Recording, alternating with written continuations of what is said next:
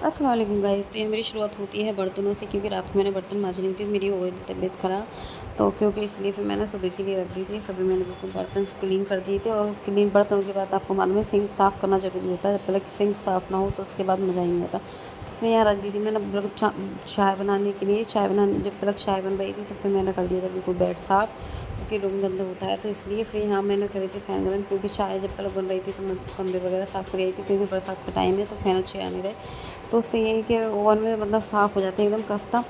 फिर उसकी चाय के बाद हमने बनाया था सब्ज़ी में बनाए थे अरबी के पत्ते, और उसके बाद दूध वगैरह सब मेरा सुबह का टाइम हो गया था बिल्कुल फ़ाइनल। और छोले पे मैंने बनाई थी रोटी। तो शहरी का फ़रमाइश था मैगी का, तो उसके लिए मैगी भी बनाई थी।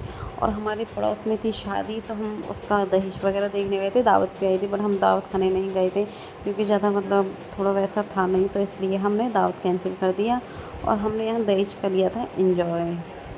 2 hours later. तो यहाँ हो गई थी रात को 12। चैनल को सब्सक्राइब और वीडियो को लाइक ज़रूर करना। थैंक